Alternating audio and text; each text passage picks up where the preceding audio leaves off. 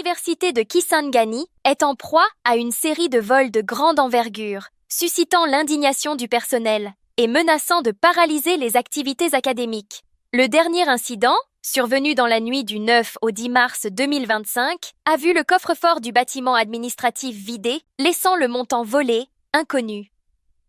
Cet acte audacieux fait suite à une série de vols antérieurs, dont le plus important a eu lieu en septembre 2024. Face à ce climat d'insécurité, une déclaration tripartite Pato, Asukis, Apukis avertit que le personnel pourrait suspendre ses activités pour exiger des comptes.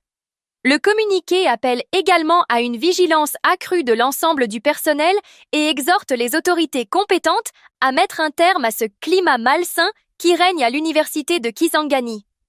La tension monte et l'avenir de l'année académique est en jeu. Plus de peur que de mal, le personnel académique, scientifique et administratif de l'UNIKIS a bien reçu le message de la banque le 14 mars dernier concernant le versement de la prime majorée.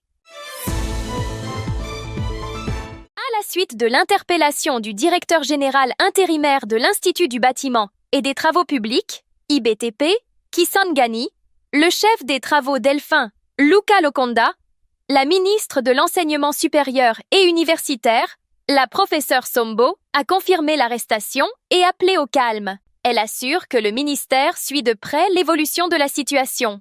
De leur côté, les personnels scientifiques et administratifs de l'IBTP Kisangani expriment leur profonde indignation face à ce qu'ils qualifient d'enlèvement et exigent la libération immédiate et inconditionnelle de leurs dirigeants. Ils ont suspendu toutes les activités au sein de l'Institut et interdit l'accès au reste du comité de gestion, réclamant une enquête rapide et transparente. La tension reste vive à Kisangani.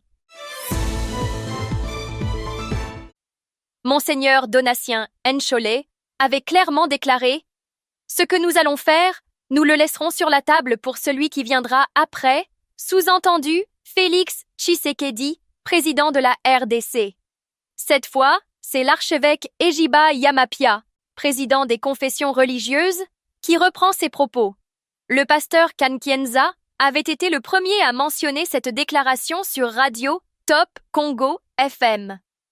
Par la suite, Monseigneur Nchole a nié l'avoir tenue, expliquant que Kankienza s'était appuyé sur un témoignage indirect d'une personne présente lors d'une réunion en sa qualité de secrétaire de la conférence épiscopale nationale du Congo.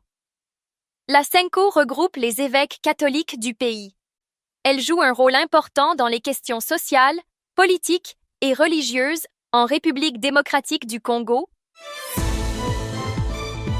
5 officiers supérieurs des forces armées de la République démocratique du Congo et de la police nationale congolaise devant la haute cour militaire à Kinshasa.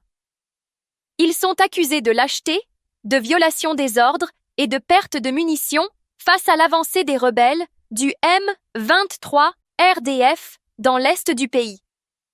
Le procès, ouvert le 13 mars, porte sur des allégations selon lesquelles ces généraux auraient fui Goma le 26 janvier 2025 à l'approche des rebelles du M23.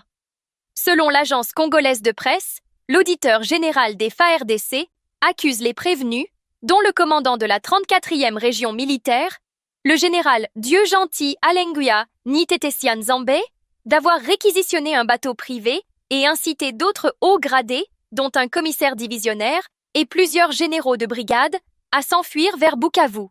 Ce sera tout pour l'instant. Merci à Jean Fondi Kiparamoto pour la production du journal.